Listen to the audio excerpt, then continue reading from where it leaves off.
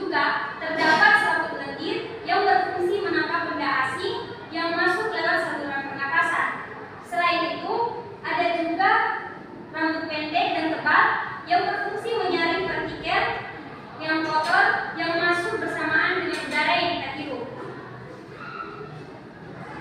Kemudian, udara yang kita hirup akan diteruskan ke faring.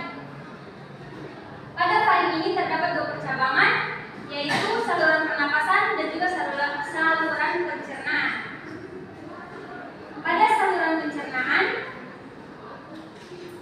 yaitu laring, di mana laring ini terletak di bagian depan faring dan merupakan juga tempat terletaknya pita suara atau epiglottis. Selanjutnya udara akan diteruskan ke trakea, kemudian diteruskan ke paru-paru melalui saluran pernapasan, bronkus dan bronkeolus. Dan kemudian akan berujung di alveolus.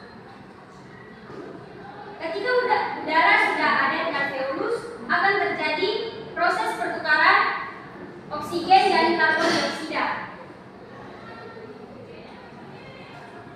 Proses pertukaran oksigen dan karbon dioksida ini terjadi pada sebuah pembuluh darah yang disebut kapiler. Nah, ketika udara sudah ada pada kapiler, dia akan menumpang pada sel darah merah, di mana akan diteruskan ke jantung dan untuk ke seluruh tubuh.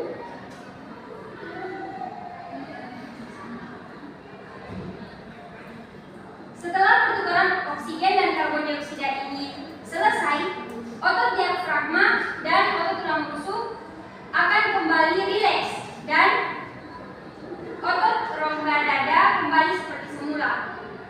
Sehingga udara yang mengandung karbon dioksida akan terdorong dari alveolus, bronkeolus, bronkus, trakea, faring, dan akan keluar melalui rongga hidung.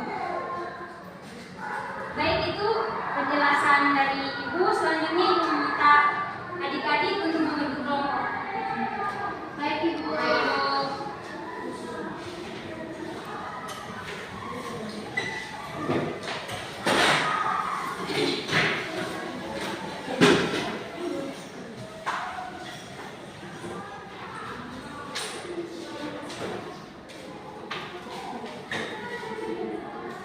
Baik adik-adik, sekarang adik-adik bisa perhatikan gambar ini. Tugas adik-adik di sini adalah menentukan apa penyakit yang ada pada gambar ini. Ini merupakan gangguan-gangguan yang terjadi pada sistem pernapasan manusia. Jadi gambar yang pertama itu penyakit apa, gambar yang kedua penyakit apa. Setelah itu adik-adik menjelaskan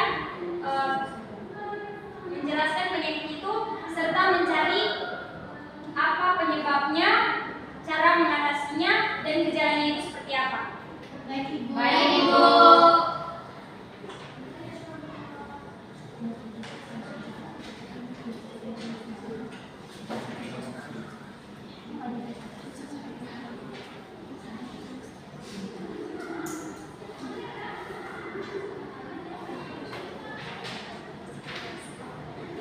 Ibu, kalau kami yang tidak mempunyai HP bisa menggunakan laptop, ajaknya bisa.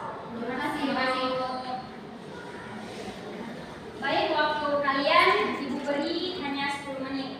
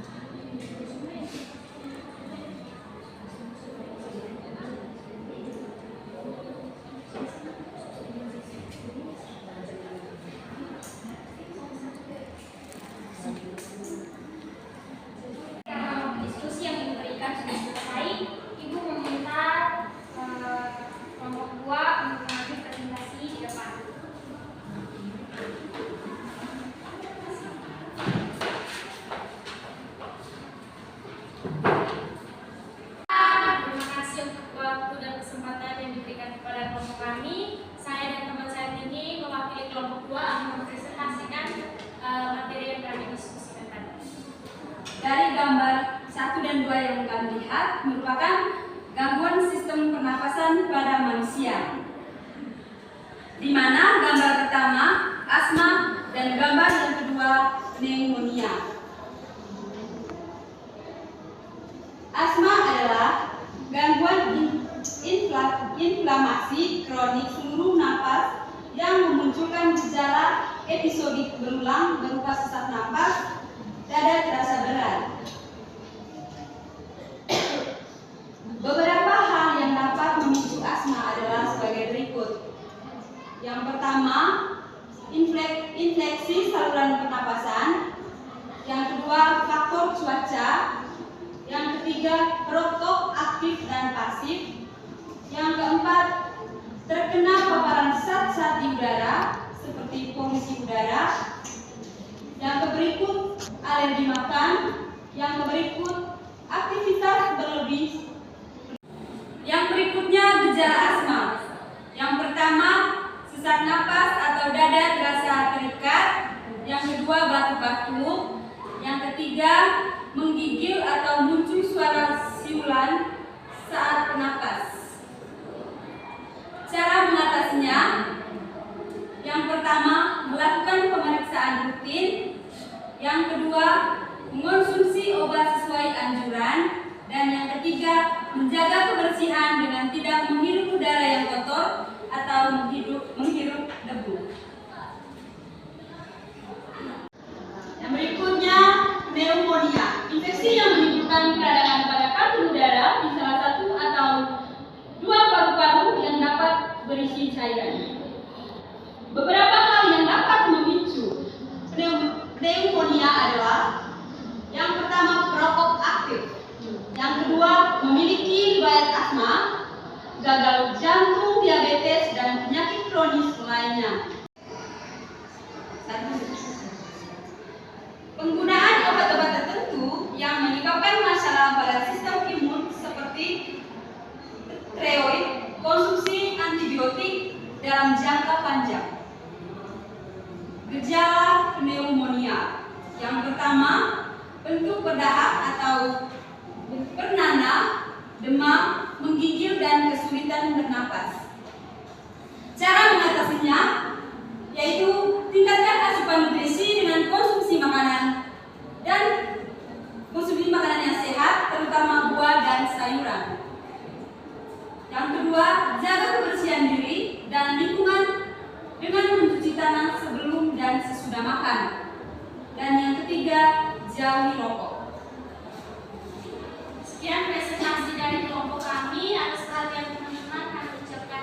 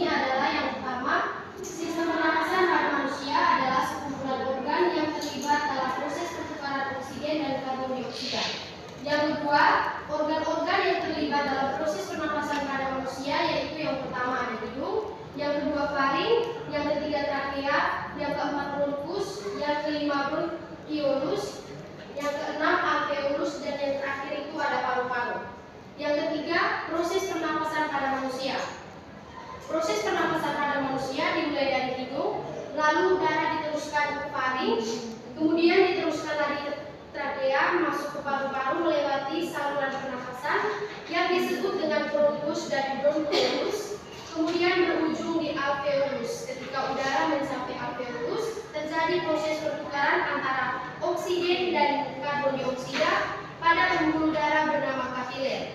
Oksigen masuk ke dalam kapiler, kemudian akan menumpang sel darah menuju ke jantung untuk disebarkan ke seluruh tubuh. Dan yang terakhir, beberapa gangguan pada sistem pernapasan manusia ada dua, yaitu penyakit asma dan pneumonia. Sekian dan terima kasih. Terima kasih untuk Adik Vera yang sudah mengumpulkan materi kita pada hari ini. Selanjutnya, Ibu ingin bertanya, bagaimana perasaan adik-adik selama proses pembelajaran hari ini? Senang Ibu. Lalu, apa adik-adik sudah memahami materi yang Ibu berikan pada hari ini? Sudah paham, Bu. Lalu, apakah ada yang perlu diubah untuk pembelajaran kita selanjutnya? Saya Ibu yang ingin menyampaikan. Baik, terima kasih Ibu untuk kesempatannya. Jadi menurut saya pembelajaran pada hari ini sangat menyenangkan karena Ibu juga menggunakan media sebagai foto yang tadi sudah ditampilkan di depan sehingga kami mudah untuk memahami materi yang diberikan. Tapi saran dari saya untuk pembelajaran ke depan sebaiknya Ibu menggunakan video atau PPT yang ditampilkan di layar agar kami bisa lebih memahami lagi materi yang akan diberikan. Terima kasih Ibu. Oke, baik. Terima kasih Adik Penny. Mungkin kedepannya Ibu akan menampilkan video agar adik-adik bisa lebih memahami materi yang akan dibawakan. Begitu, kita tepuk tangan dulu. Oke, mungkin pembelajaran kita sampai di sini saja. Ibu meminta seluruh siswa untuk menutup dengan doa.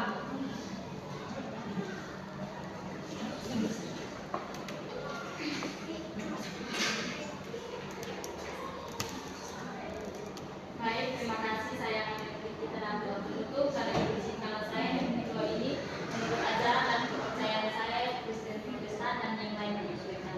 Berdoa mulai. Terima kasih Bapa, terima kasih Yesus, terima kasih Roh Kudus buat cinta kasih-Mu. Kau telah menjaga melindungi kami anak-anak semua dari awal pembelajaran kami, pertengahan hingga boleh berakhir dengan baik. Terima kasih Tuhan buat Ibu yang telah menyampaikan materi untuk kami dan kami sebagai pendengar dan penerima materi. Biarlah materi yang kami dapat hari ini boleh menjadi bekal bagi masa depan kami.